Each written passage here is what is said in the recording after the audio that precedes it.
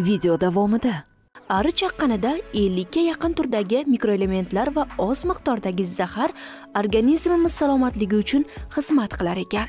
Apiterapiya xalq tabobatida qadim zamonlardan beri qo'llanib kelinadi. Ari zahri nima degan savolga aniqlik kiritamiz. Asalariga chaqtirib davolanishning ham o'ziga xos nozik jihatlari bor. Agar bemorni me'yordan ortiq ari chaqsa-chi? Ta'kidlash lozimki, ayollar va bolalar ari zahriga sezgirroq bo'lishadi. Quyidagi kasalliklarda ariga chaqtirib shifo topish mumkin. Kimlarga mumkin emas? Asalari zahri tarkibi nimalardan iborat? Suyaklar uchun ari zahari foydalari. kanalimizga obuna bo'ling. Azaldan asalari zahri dabobatda eng kerakli davo choralaridan biri hisoblangan. Qadimgi Yunoniston, Arabiston, Misr hamda Osiyo xalqlarida asalarini chaqtirish paytida odam noxushlik, og'riq sezsa ham a'zolardagi qon aylanish tezlashishi sezilgan. Shu tabiblar bu usuldan yuzlab kasalliklarni davolashda foydalana boshlashgan. Asalarini xalq orasida qanotli farmatsevtlar, asalari yashiklari qo'yilgan joyni esa tabiiy dorixona deyishlari bejiz emas. Demak, ari chaqqanida 50 ga yaqin turdagi mikroelementlar va oz miqdordagi zahar organizmimiz salomatligi uchun xizmat qilar ekan. Bu zahar esa mayda arteriya va qon tomirlarini kengaytiradi. Inson tanasiga qon oqimining kelishi oshadi. Ari zahri bilan davolash, ya'ni apiterapiya xalq tabobatida qadim zamonlardan beri qo'llanib kelinadi. Apiterapiya tarkibiga asal bilan yelka va bo'g'imlardan tuzlarni sug'urib olish, propolisdan suv va spirt asosida tindirma tayyorlash ham kiradi. Propolis va asaldan tayyorlangan aralashmani yoshi ulug' insonlar tanovvul qilsa, organizmga quvvat baxsh etadi. Apiterapiya usulining boshqa davo vositalaridan asosiy farqi shundaki, u kompleks ta'sir qiladi. Me'yor unutilmasa, zarracha ham salbiy ta'sir ko'rsatmaydi. Bugunga kelib apiterapiya ham bir necha kasalliklarni davolashda samarali vosita bo'lib hisoblanmoqda. Boshqacha aytganda, asalarilar mo'jizaviy shifo beruvchi haqiqiy bir martalik tabiiy shprislardir. Darvoqe, hozir Yevropa mamlakatlarida ham asalariga chaqtirib davolash usuli keng qo'llanilmoqda. Avvalo, ari zahri nima degan savolga aniqlik kiritamiz. Ari zahri ishchi arilarning alohida zahar ajratadigan bezdan chiqadigan suyuqlik bo'lib, u arilarning himoya vositasidir. Asalarining zahri murakkab ta'sirga ega bo'lib, u arining chaqish soni, zahar miqdori va ari chaqqan joylarga inson organizmining ari zahrini sezuvchanligiga ham bog'liq. To'g'ri, asalari chaqqanida bor yo'g'i 30 soniya og'riq bo'ladi. Albatta, bu yoqimsiz jarayon. Shu bois, bu og'riqni sezmaslik uchun mutaxassis tomonidan maxsus muolaja qo'llaniladi. Asalariga chaqtirib davolanishning ham o'ziga xos nozik jihatlari bor. Avvalo, bunday usulda davolanganda bemor mutaxassis nazoratida bo'lishi shart. Dastlab bemor tanasining asalari zahriga sezgirligi tekshirib ko'riladi.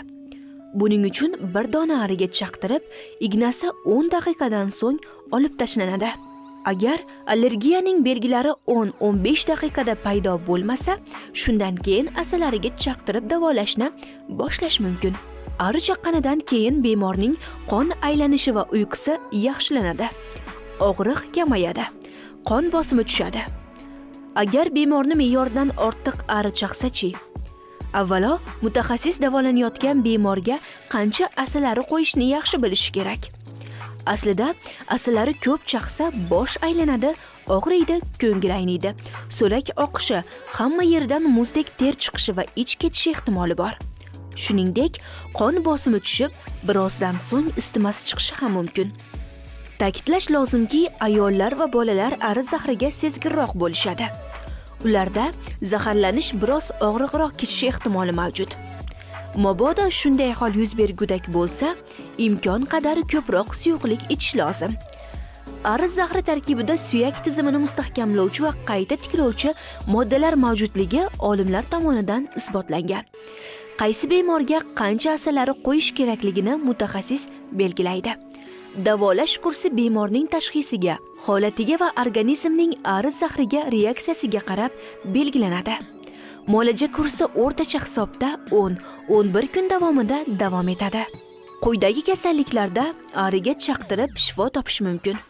Artrit va osteoxondroz, bosh og'rig'i, periferik nerv tizimi xastaliklari, bel og'rig'i, yuz nervi faraji, polinevrit, qovurg'alararo nevrit, nevrologiya, churra, migren, qon tomir xastaliklari, depressiya va uyqu buzilishi, quloq va burun tomoq xastaliklari va shu kabi boshqa kasalliklar. Kimlarga mumkin emas? Homilador ayollar, jigar va me'da kasalliklarining o'tkir davri, sepsis, qon tarkibida yiring bo'lganda, ruhiy xastaliklar, asal va asalariga allergiyasi borlar, saratonga chalinganlar, yuqumli xastaliklar bilan og'riganlarga bu muolaja mumkin emas. Asalari zahri tarkibi nimalardan iborat? Asalari zahri murakkab bo'lib, tarkibida juda ko'p aminokislotalar, mikroelementlar, fosfor, yod, xlor, kalsiy, magniy, organik kislotalar va asosiy ta'sir qiluvchi modda melitin hamda boshqalar mavjud. Melitin asosiy ta'sir qiluvchi modda bo'lib, u organizmga arterial bosimini tushiruvchi, mikroblarni o'ldiruvchi, yallig'lanishga qarshi, qon tomirlarini kengaytirib, aterosklerozning oldini oluvchi, qonni suyultiruvchi ta'sir ko'rsatadi. Suyaklar uchun ari zahari foydalari. Ilmiy tadqiqotlar ari zahari suyaklar uchun foydali ekanligini ko'rsatadi. Chunki uning tarkibida artrit va osteoporozni davolash uchun samarali modda hisoblangan melitin deb nomlangan birikma mavjud. Ari zahari og'riqni yo'qotadi va bo'g'imlardagi shishni kamaytiradi. Shuning uchun bunday kasalliklarga chalingan odamlarning hayot sifatini yaxshilaydi. Yallig'lanishga qarshi ta'siri tufayli ari zahari bo'g'imlarda xavfdagi tushishini cheklaydi. Bu suyaklar bilan bog'liq kasalliklarning rivojlanishini kamaytiradi.